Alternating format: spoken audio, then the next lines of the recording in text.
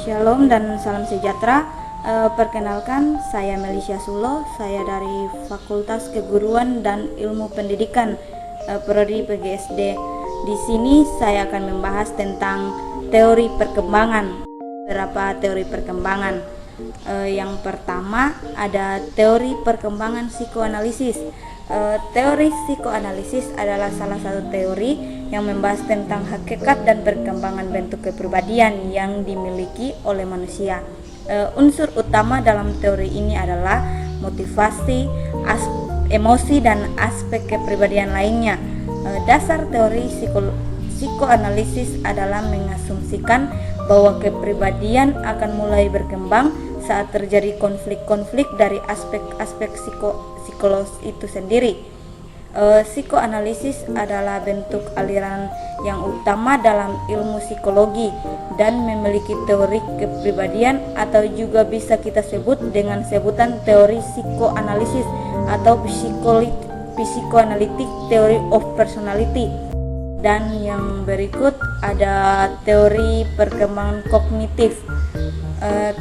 Teori perkembangan kognitif dikembangkan oleh Jean Piaget, seorang psikolog Swiss yang hidup di tahun 1896 sampai dengan di tahun 1980. Teorinya memberikan banyak konsep utama dalam lapangan psikologi perkembangan dan berpengaruh terhadap perkembangan konsep kecerdasan, yang bagi Piaget berarti kemampuan untuk secara lebih tepat merepresentasikan dunia dan melakukan operasi logis dalam representasi konsep berdasar pada kenyataan.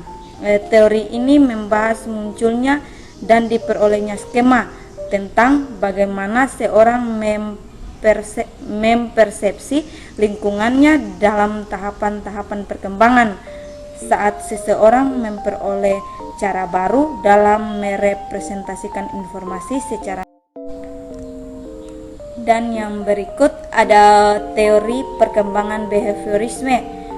Menurut pendekatan behavioristik, belajar dipahami sebagai proses perubahan tingkah laku teramati yang relatif berlangsung lama sebagai hasil dari pengalaman dengan lingkungan. Pendekatan behavioristik berkembang melalui eksperimen baik pada manusia maupun hewan. Terdapat 4 prinsip filosofis utama dalam pengembangan teori ini, yaitu manusia adalah binatang yang sangat berkembang dan manusia belajar dengan cara yang sama seperti yang telah dilakukan binatang. Dan yang terakhir ada teori perkembangan humanistis. Proses belajar humanistik memusatkan perhatian kepada diri peserta didik sehingga menitik beratkan kepada kebebasan individu. Teori humanistik menekankan kognitif dan efektif mempengaruhi proses.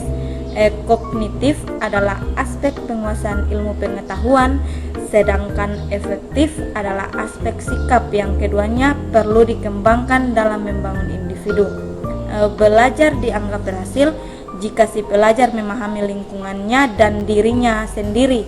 Hal yang penting lagi bagi proses pembelajaran humanisme harus adanya motivasi yang diberikan agar peserta didik dapat terus menjalani pembelajaran dengan baik. Motivasi dapat berasal dari dalam, yaitu berasal dari diri sendiri maupun dari guru sebagai fasilitator. Itulah mengenai materi tentang teori perkembangan.